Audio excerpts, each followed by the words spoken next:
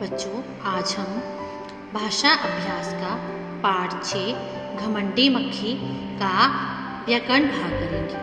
घमंडी मक्खी भाषा अभ्यास में जो व्याकरण के भाग दिए गए हैं उनको हम आज पूरा करेंगे।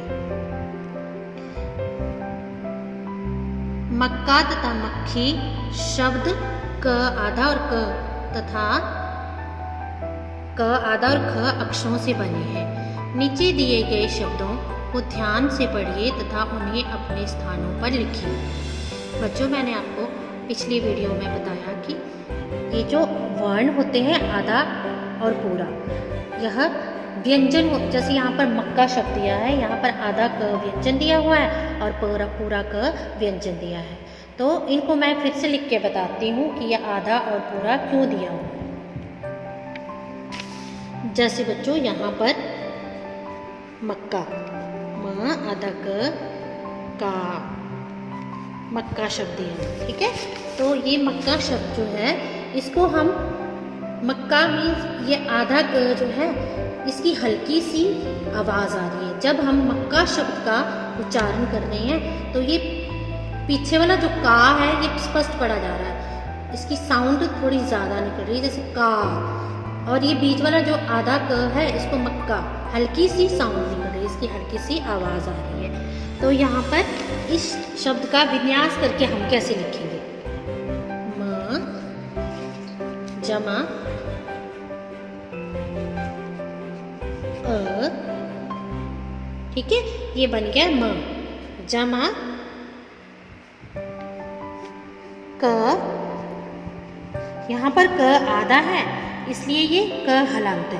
इसके साथ जैसे माँ के साथ अ स्वर लगा है, परंतु यहाँ पर आधा क जो है इसके साथ कोई स्वर नहीं है, ये सिर्फ आधा क व्यंजन है, ठीक है। फिर क जमा आ, क्या बन गया?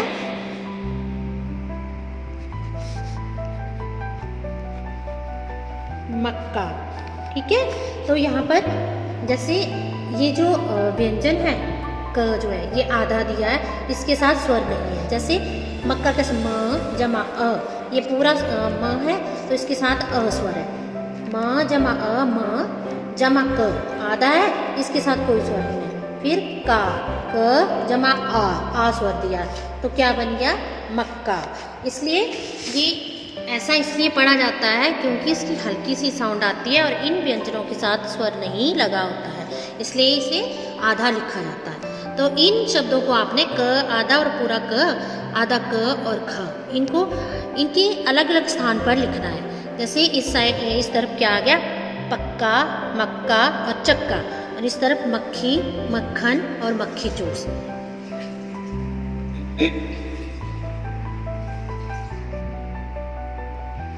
नीचे दिए गए शब्दों के समानलय शब्द लिखिए।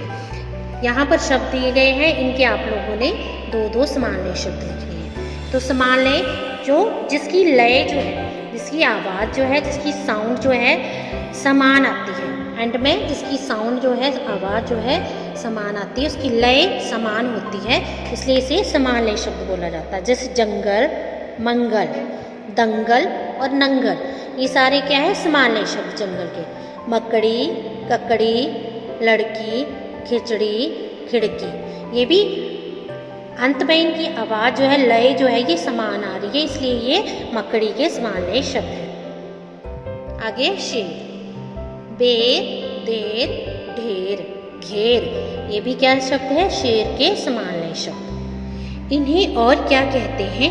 सही शब्द चुनकर नीचे दिए गए शब्दों के सामने लिखिए।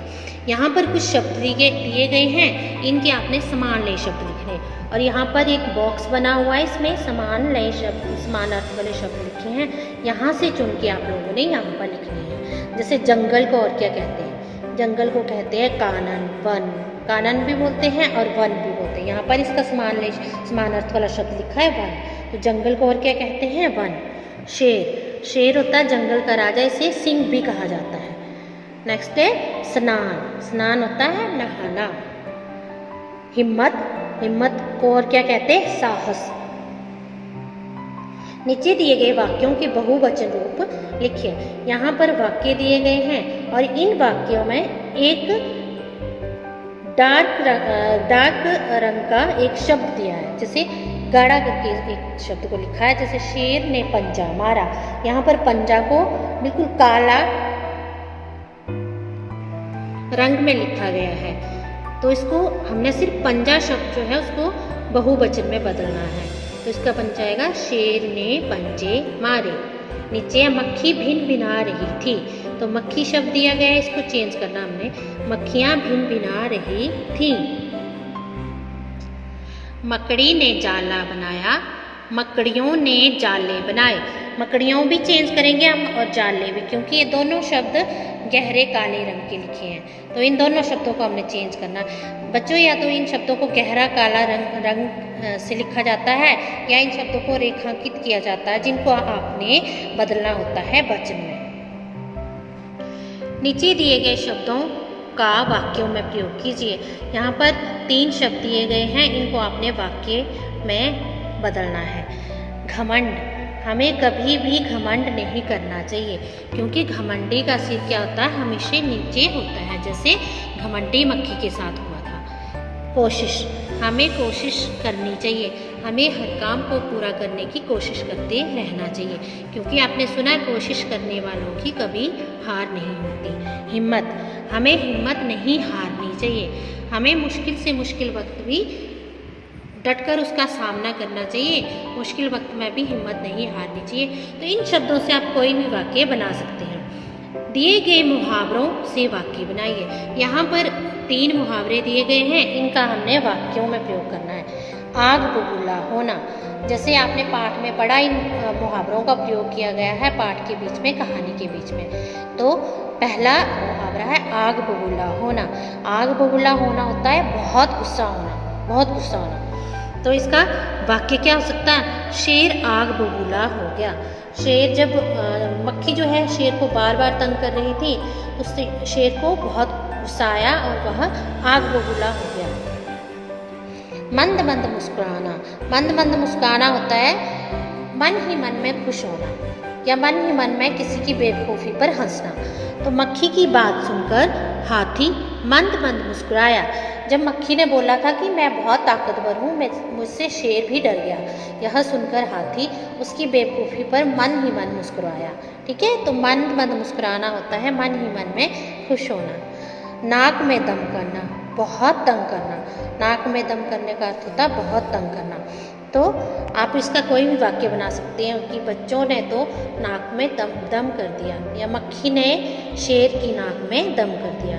इस तरह से इन मुहावरों का आप कोई भी वाक्य बना सकते हैं। बच्चों, ये कहानी के बीच में या पाठ के बीच में मुहावरों का प्रयोग इसलिए किया जाता है क्योंकि मुहावरे भाषा को बहुत ही अट्रैक्टिव बनाते हैं, ठीक है, आकर्षित बनाते हैं। उससे भाषा जो है वो बहुत सुंदर लगती है और पढ़ने में भी बहुत मज़ा आता है।